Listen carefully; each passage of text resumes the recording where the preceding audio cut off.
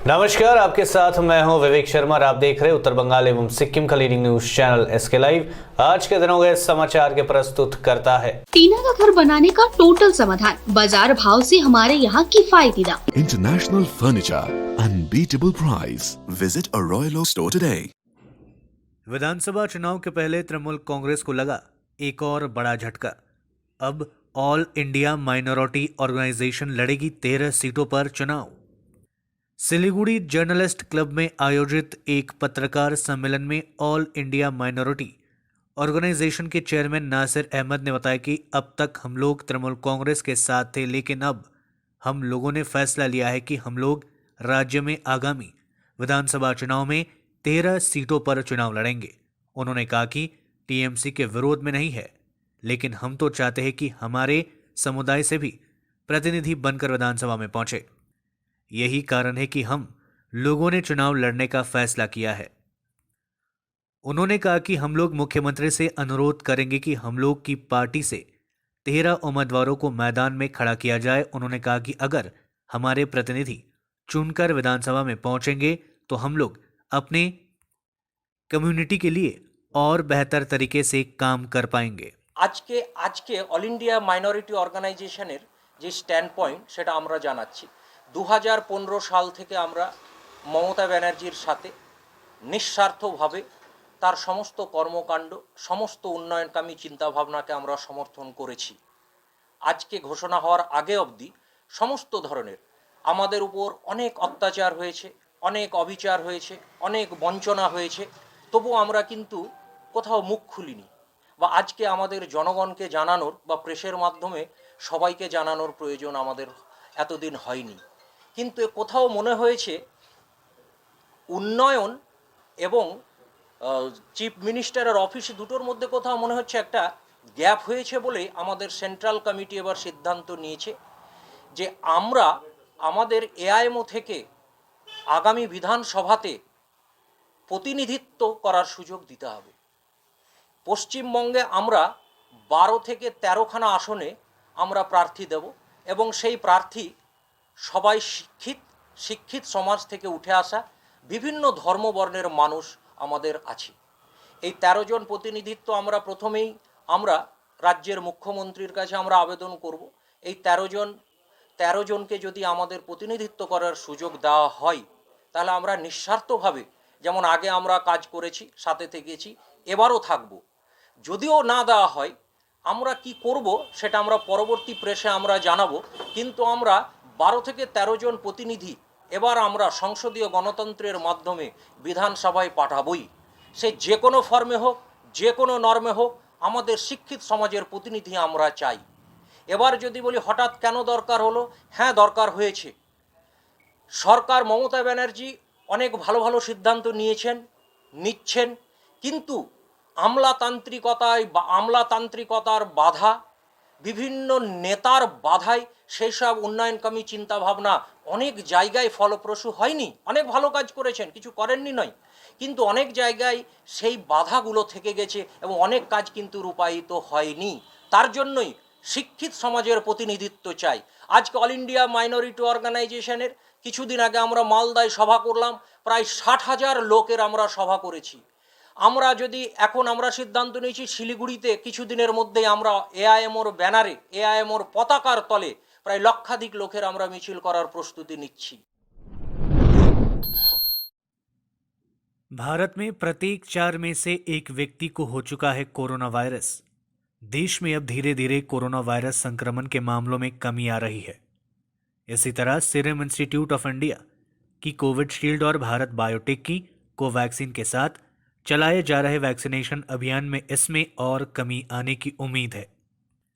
इस बीच एक और चौंकाने वाली रिपोर्ट सामने आई है। इस रिपोर्ट के अनुसार 135 करोड़ की आबादी वाले देश में हर चौथा व्यक्ति कोरोना वायरस से संक्रमित हो चुका है।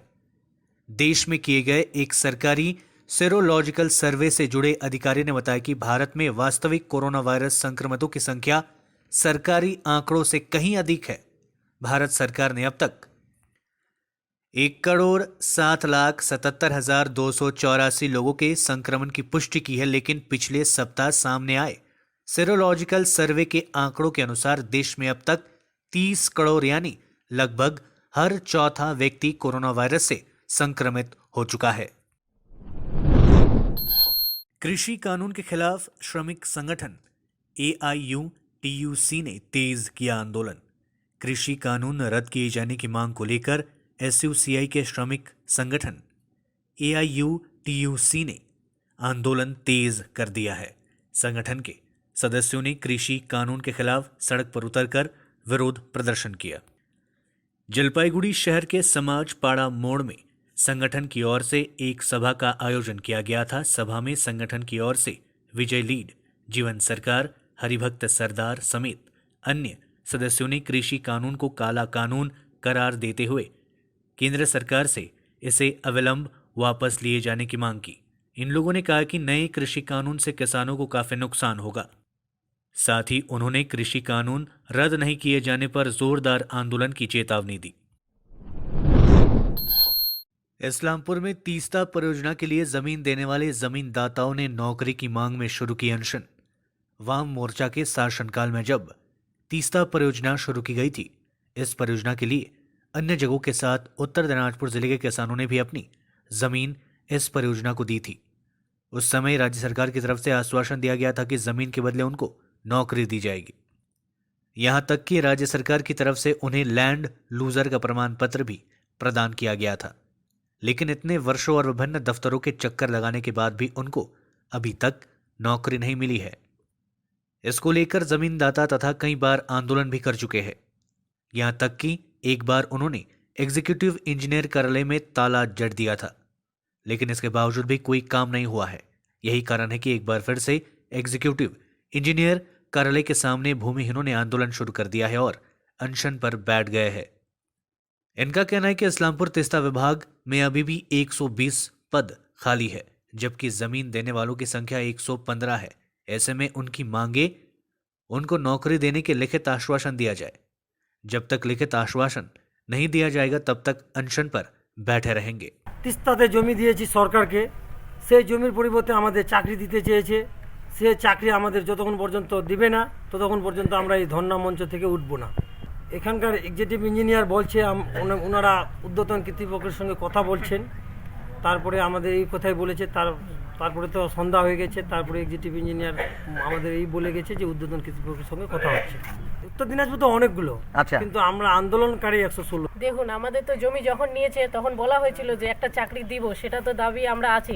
সেই 11 বছর ধরে ঘুরে ঘুরে এই অফিস ফাইল এখান থেকে ওখানে, ওখান থেকে ওখানে, প্লাস আমরা এরকম ফ্যামিলি থেকে বিলং করি যাদের হাতে শুধু জমিটুকুই ছিল, অন্য কিছু ছিল না, সেটা সরকার নিয়ে নিয়েছে। এখন আমাদের ফ্যামিলি চালানোর মতো অবস্থা নেই। আমরা দৌড়ে দৌড়ে লাস্ট পর্যন্ত ডিএম এর কাছে, SDO এখানে ওখান করে করে হয়রান হয়ে গেছি। কোনো কিছু পাইনি আশ্বাস এখনো। এখন দেখা যাক এখানে বসে থেকে কি হয় না হয়। বাড়িতে অসুস্থ মা পড়ে আছে, ভাই আছে, বাবা আছে, কিন্তু এদের মধ্যেও আমাদেরকে এসে দাঁড়াতে হচ্ছে। কি করা যাবে, কোনো উপায় নেই। এখন তো আমার 10-15 জন আছি আমরা এখানে। रायगंज में TMC कर्मी मोहम्मद अली की हत्या उसके भतीजे ने ही की थी। जांच के बाद पुलिस ने किया खुलासा, हथियार भी किया बरामद। रायगंज के महाराजा ग्राम मैदान में TMC कर्मी मोहम्मद अली का शव 27 जनवरी को बरामद किया गया था। मोहम्मद अली की हत्या गोली मार कर की गई थी। पुलिस इस मामले की जांच कर रही थी और आखिरकार उसने इस हत्याकांड की गुत्थी सुलझा ली है। रायगंज पुलिस अधीक्षक सुमित कुमार ने बताया कि इस हत्या के मामले में अली मोहम्मद के भतीजे सिकंदर अली को गिरफ्तार किया गया है। उन्होंने बताया कि रायगंज थाने की शीतग्राम ग्राम पंचायत की कशमुंडी ग्राम के निवासी मोहम्मद अली और उसके भाई टीपू अली के बीच जमीन को लेकर विवाद चल रहा था और इसी विवाद के कारण सिकंदर अली ने अपने चाचा की हत्या की। उन्होंने कहा कि आरोपी को गिरफ्तार करने के बाद अदालत में पेश कर पुलिस ने उसको रिमांड पर लेकर पूछताछ की है और उसने हत्या की बात स्वीकार ली है। उसके साथ ही उसके पास से हत्या में शामिल एक 9 mm पिस्तौल, 2 राउंड गोली और एक मोटरसाइकिल भी जब्त किया गया है। महाराजा खून যে महाराजा আছে ওখানে আমরা একটা ডেড বডি পেয়েছিলাম, ওটা গানশট ইনজুরিতে মার্ডার করা হয়েছিল। তো এটা ঘটনা 27 তারিখে আছে। তো আমরা ওনার যে একটা রিলেটিভ আছে সিকান্দার বলে ওনাকে আমরা সেদিন ডিটেইন করেছিলাম। তারপরে ওকে পিসিতে আনা হয়েছিল। তো ওই পিসি পিরিয়ডে কেসে অনেক ডেভেলপমেন্ট হয়েছে। যে সিকান্দার আছে ও অ্যাডমিট করেছে কি ও নিজের ভাই আছে শানশা, ওর সঙ্গে মিলে এই ক্রাইমটা প্ল্যান করেছে, এক্সিকিউট করেছে। আমরা তারপরে একটা 7.65 mm যে একটা পিস্টল আছে ওটা উদ্ধার করেছি। যে আমাদের ভিকটিমের যে বাইক আছে যেটা হারিয়ে গেছিলো, এটা ওনার যে নিশানদেহিতে ওটা রিকভার করা হয়েছে। যে বাইক দিয়ে এরা গিয়েছিল আর এটা আঞ্জাম দিয়েছিল ওটা আমরা রিকভার করা হয়েছে। তো কেস মোটামুটি পুরো ডিটেক্ট হয়ে গেছে। কারণটা কী আছে ওটা একটা জমি ডিসপিউট প্লাস একটা পার্সোনাল একটা রাইভেলারি পার্সোনাল এনমিটিতে এটা করা হয়েছে। তো দুটো মেইন একিউজ আছে, একটা একিউজ অ্যারেস্টেড আছে, ওয়েপন অ্যারেস্টেড আছে, বাইক রিকভার্ড আছে, এখন শুধু কিছু অ্যারেস্ট করা আছে, বাকি ইনভেস্টিগেशन ऑलमोस्ट कंप्लीट। लेते हैं छोटा सा ब्रेक, फिर मिलेंगे ब्रेक के बाद। रश्मि, तेरे घर का फ्लोर तो काफी चमक रहा है। चमकेगा क्यों नहीं, मैं अपने घर के फ्लोर्स को देती हूँ दीप स्नेमोल की बेहतरीन सफाई, जो फ्लोर मिरर सरफेस चमकाने के साथ बीमारी फैलाने वाले जम्स को भी अंदर से मारे और घर को बनाता है अंदर से क्लीन। अच्छी सफाई के लिए चुने दीप स्नेमोल। Bring hygiene, maintain cleanliness. Our whole team is dedicated to presenting you the best solution. And what about the timeline? We'll be ready with the full presentation in 24 hours. This works. Send me a calendar invite. Sure. See you. See you. खाना order करें? ये Kareena hi-fi वाली बात। Work like you're at office while chilling like you're at home. Office furniture from Royal Oak. Opposite वेघा circle, 2.5 mile, Sevoke road, Siliguri. International Furniture, unbeatable price. Visit a Royal Oak store today. समय के साथ ही जरूरी बदलाव, plastic हटाओ, rust proof और food grade stainless still water tank लगाओ और लाइफ टाइम गारंटी पाओ। इसके हैं फायदे अनेक। काफी दिनों के लिए प्रयोग नहीं होता तो भी फंगस नहीं, सफाई बिल्कुल आसान, मौसम जो भी हो पानी नॉर्मल ही रहेगा। प्लास्टिक हानिकारक, स्टील के फायदे हैं अनेक। Contact number 9832378631। टीना का घर बनाने का टोटल समाधान, बाजार भाव से हमारे यहाँ किफायती दाम। घर, दुकान, मकान, गोदाम बनाने के लिए टीना, प्रोफाइल सीट, रंगीन टीना, पाइप आदि सामान की नई दुकान टीना लगाने के लिए मिस्त्री भी हमारे यहाँ है उपलब्ध। महावीर स्टील, 3rd माइल, वेगा मॉल के सामने, चौधरी कंपाउंड। Contact number 9709970981। खुट्टा सुनिनु भएको छ, मलाई चाहिँ कोल्ड कफहरू थियो र मलाई यहाँको दबाईले सुट गर्यो, म एकदमै जाती हुँदैछ। तपाईँको थाइरोइड कस्तो भयो? एकदमै राम्रो भयो। मेरो चाहिँ यो ब्याक पेन हुन्थ्यो पुरा, साइड पेन हुन्थ्यो कि यो ब्याकमा, निकै सन्चो भएको थियो। अहिले चाहिँ धेरै सन्चो छ। खुट्टा घुँडाहरू, खुट्टा दुख्ने, हातहरू दुख्ने त्यो अहिले धेरै कम्ती भयो। तपाईँलाई ब्याक पेनहरू सन्चो भयो अहिले? हाम्रो ठेगाना छ centre point building, first floor, HD Lama road, opposite to grand plaza shopping complex, Janata lodge, Darjeeling. सम्पर्क नम्बर छ 9641995791 अनि 7001155412। के लिए SK लाइव ही बेस्ट ऑप्शन है। SK लाइव का इस क्षेत्र में 24 घंटा टेलीविजन, एंड्रॉइड ऐप और वेबसाइट पर प्रसारण होता है। सोशल मीडिया पर भी हम उपलब्ध हैं। हमारी व्यूवरशिप 9 लाख से अधिक है। सिक्किम, हैथवे और NXT डिजिटल पर, दार्जिलिंग और कालिम्पोंग में दोनों हैथवे और CCN सेटअप बॉक्स पर, क्लामपुर से लेके मैनागुड़ी हैथवे पर, सिटी केबल पर सिलीगुड़ी और आसपास, नक्सलबाड़ी से पानी टंकी तक NXT डिजिटल में। तो सोचिए नहीं, कॉल करें 7908554308। ब्रेक के बाद आपका फिर से स्वागत है। बढ़ते हैं खबरों की तरफ। आम आदमी को महंगाई का झटका, घरेलू LPG सिलेंडर की कीमतें बढ़ी। केंद्र सरकार ने आम आदमी को महंगाई का एक और झटका दिया है। तेल की कीमतों में जारी बढ़ोतरी के बीच सरकार ने घरेलू रसोई गैस सिलेंडर के दामों में इजाफा कर दिया है। सरकारी तेल कंपनियों ने घरेलू गैस सिलेंडर पर 25 रुपये की बढ़ोतरी की है। वहीं कमर्शियल सिलेंडरों के दाम 6 रुपये घटाए गए हैं। नई दरें आज से लागू होगी। दाम बढ़ने के साथ ही यूपी के आगरा में 14 किलोग्राम घरेलू गैस सिलेंडर के दाम 732 रुपया हो गया है, जबकि पहले इसकी कीमत 707 रुपये थी। वहीं पटना में सिलेंडर के दाम अब 817.50 रुपये हो गए हैं। इससे पहले तेल कंपनियों ने 1 फरवरी को कमर्शियल LPG सिलेंडर 19 किलो के दाम 190 प्रति सिलेंडर बढ़ा दिया था। जिस दिन कमर्शियल सिलेंडर के दाम बढ़ाए गए थे, उस दिन घरेलू सिलेंडरों के दाम में कोई छेड़छाड़ नहीं की गई थी। बता दें कि दिसंबर में तेल कंपनी ने घरेलू रसोई गैस के दाम 2 बार बढ़ाए थे। कंपनी ने पहले 2 दिसंबर को 50 रुपये की बढ़ोतरी की थी। इसके बाद फिर से 15 दिसंबर को 50 रुपये की बढ़ोतरी की थी। अब एलपीजी सिलेंडर के रिफिल या बुकिंग महज एक मिस्ड कॉल देकर किया जा सकता है। तेल कंपनी इंडियन ऑयल ने अपने एलपीजी ग्राहकों को सिलेंडर भरने के लिए मिस्ड कॉल की सुविधा शुरू कर दी है। अब देश में कहीं से भी एक मिस्ड कॉल पर सिलेंडर रिफिल करा सकते हैं। गैस रिफिल कराने के लिए कस्टमर फोन नंबर 8454955555 पर मिस्ड कॉल दे सकते हैं। कूच बिहार में उत्तरबंग उत्सव का रंगारंग आगाज। मंत्री रविंद्रनाथ घोष ने किया उद्घाटन। स्थानीय कलाकार व जनजातीय संस्कृति के विकास एवं विस्तार में अहम भूमिका निभा रहा है उत्तरबंग उत्सव। ये बातें कही है मंत्री रविंद्रनाथ घोष ने। कूच बिहार जिले में उत्तरबंग उत्सव का रंगारंग शुभारंभ किया गया। राज्य के उत्तर बंगाल विकास मंत्री रविंद्रनाथ घोष ने कूच बिहार उत्सव ऑडिटोरियम में उत्तरबंग उत्सव का विधिवत उद्घाटन किया। उद्घाटन समारोह में राज्य के पिछड़ा वर्ग कल्याण विभाग के मंत्री विनय कृष्ण बर्मन, कूच बिहार जिला परिषद के सभाधिपति उमाकांत बर्मन, कूच बिहार नगर पालिका के प्रशासक भूषण सिंह, कूच बिहार के जिला शासक पवन कदियान समेत अन्य गणमान्य व्यक्ति उपस्थित थे। 2 दिवसीय इस उत्सव के पहले दिन स्थानीय कलाकारों ने सांस्कृतिक कार्यक्रमों का आयोजन किया। कार्यक्रम के दूसरे दिन अर्थात आज प्रख्यात कीर्तन कलाकार अदिति मुंशी समेत अन्य कलाकार अपनी कला का जलवा बिखेरेंगे।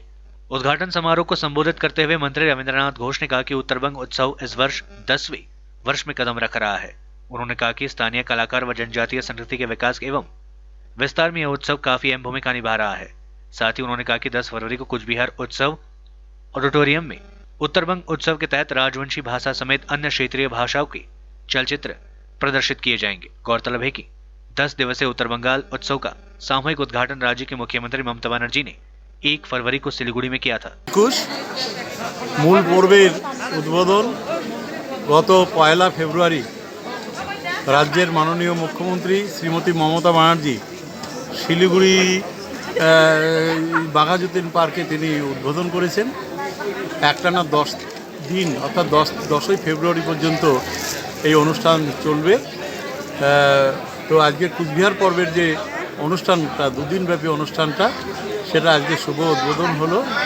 আগামীকাল অদিতি মুন্সিও এই অনুষ্ঠানে তার গানগুলো গাইবেন, পছন্দের গানগুলো গাইবেন।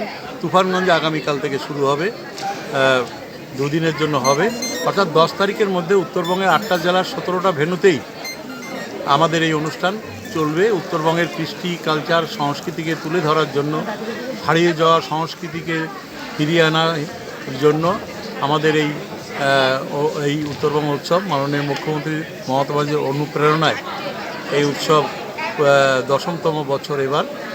তো সেই ক্ষেত্রে কলকাতা উত্তরবঙ্গের জেলার কৃষ্টি কালচার তুলে ধরার এটা চেষ্টা করা হবে এবং আশা করি যে মানুষ এটা গ্রহণ করবে।